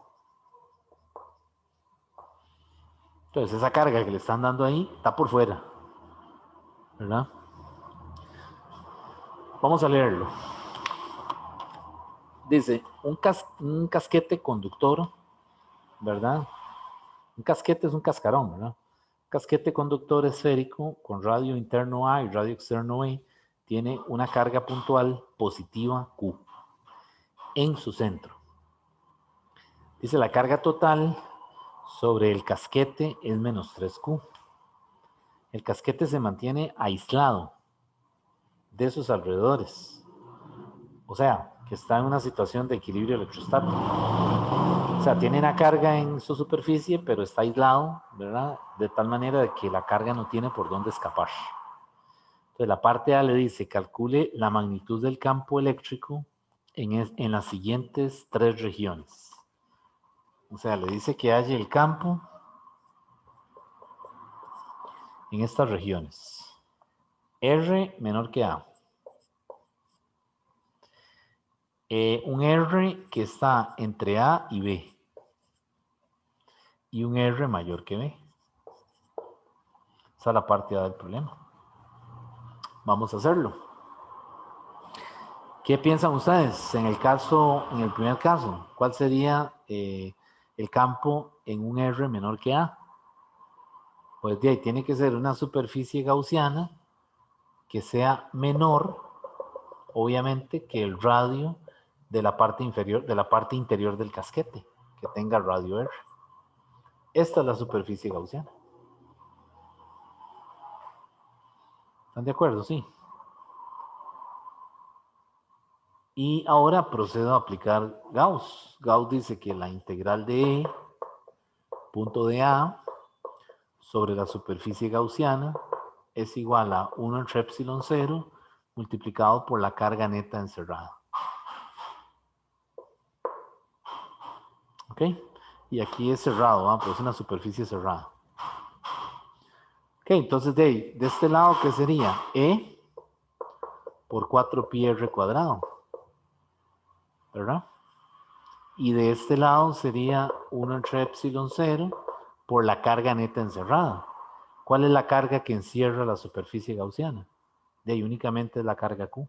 Entonces aquí yo cambio Q neta encerrada por Q mayúscula. Y cuando despejo esto, el campo me da efectivamente KQ entre R cuadrado. Y esa es la respuesta. Ese sería el campo en el interior, en una región en el espacio menor que A. O sea, menor que el radio interior del conductor. Vamos a R entre A y B. Aplico la ley de Gauss. E punto de A.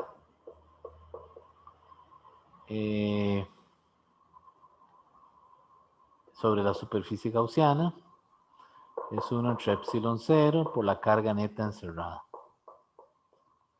¿Ok? Esa superficie ahora está entre A y B, o sea que es una superficie gaussiana que está dentro del conductor. Entonces lo que a mí me interesa es la posible carga que yo tenga aquí encerrada, ¿verdad? Pero vean que en el caso de un conductor, el campo eléctrico es 0. ¿Por qué es 0? Porque el conductor es un cascarón. Perdón, el cascarón es un conductor. Y entonces no puede haber carga neta encerrada en el volumen sólido de un conductor. De tal manera de que aquí el campo es 0. Y la justificación es esa, ya que el cascarón esférico es un conductor en equilibrio. ¿Está bien? Y ahora le dice para R mayor que B. Entonces, para R mayor que B, esto sigue siendo lo mismo, ¿verdad? E por 4pi r cuadrado. Ahora la superficie gaussiana está por fuera. Está encerrando todo. ¿Verdad? Están cerrando no solo el casquete, sino que están cerrando a la carga que está dentro del casquete. ¿De acuerdo? Entonces, de este lado es lo mismo, ¿verdad? E por 4pi r cuadrado. Y de este lado sería 1 entre epsilon 0 multiplicado por la carga neta encerrada. ¿Cuál es la carga neta encerrada? ¿Cuál sería la carga neta encerrada?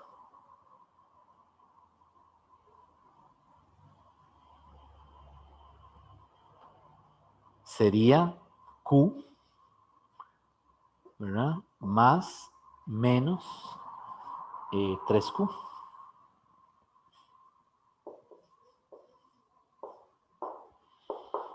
Y esto sería menos 2Q.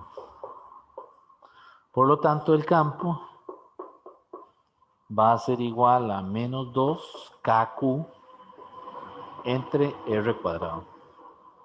Y ahí tendría la respuesta de la parte de esta parte, ¿verdad? El campo en esta región, para todos los R's mayores que B. O sea, cuando estoy rodeando, cuando tengo encerrado todo, ¿verdad?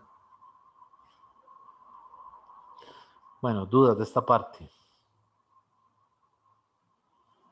¿Está bien? Bueno, el problema tiene una parte B también. Y la quiero hacer porque he visto en la plataforma por ahí un par de preguntillas. También así de un conductor, de conductores concéntricos. Entonces la pregunta dice así. Lo que la pregunta dice es que en la parte B dice que encuentre una expresión para la densidad de carga superficial sobre la superficie interna y sobre la superficie externa del casquete. O sea, le está diciendo que haya la densidad de carga en el interior de la superficie del casquete, ¿verdad? Y la densidad de carga en el exterior. ¿Ok? O sea, le está pidiendo el sigma en el interior del casquete y el sigma en el exterior del casquete. Entonces, ¿qué dirían ustedes?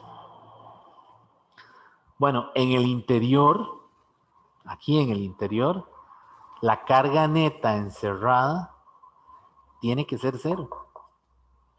No hay de otra, por la propiedad 1, ¿verdad? Pero esto a su vez tiene que ser igual a ¿quién? A la Q que está adentro, que es la Q de la carga.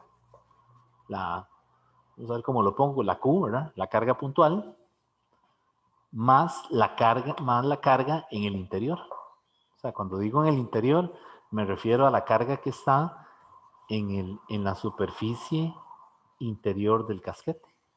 Entonces, por lo tanto, la carga en el interior tiene que ser menos Q, ¿verdad? Y esto es cierto para que la carga neta sea 0. O sea, estamos validando algo que ya sabemos que es así. ¿Ok? Entonces, ¿cuál sería la densidad de carga en el interior? De ahí es la menos Q, la carga que tiene en el interior entre el área en el interior. El área en el interior es el área de la esfera, 4pi, pero el radio es a cuadrado. Y ahí tengo la carga en el interior. De igual forma procedemos con la carga, con la densidad de carga en el exterior. Ya yo sé que la carga neta, vamos a ver cómo lo pongo, la carga neta en el conductor es la carga en el cascarón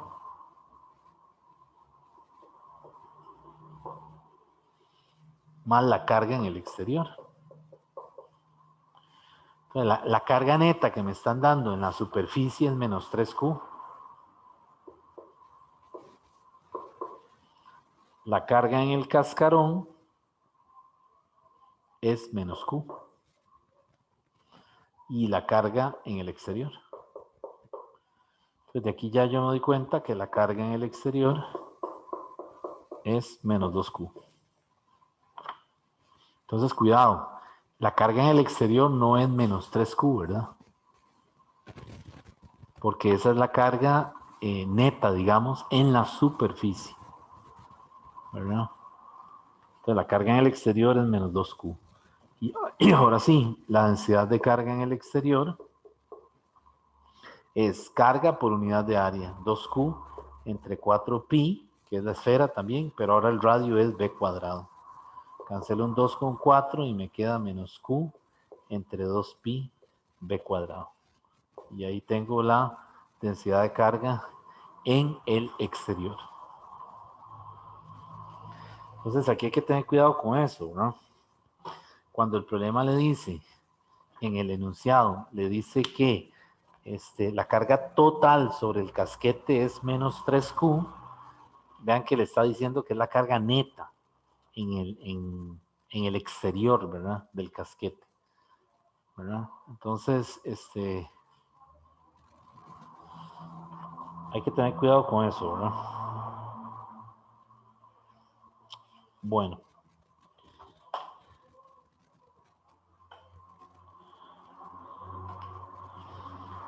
Bueno, jóvenes, entonces, con este ejercicio acabaríamos con el capítulo 24, ¿verdad? Sobre potencial electrostático. Tengo que hacer una clase de esto, de problemas de aquí, ¿verdad?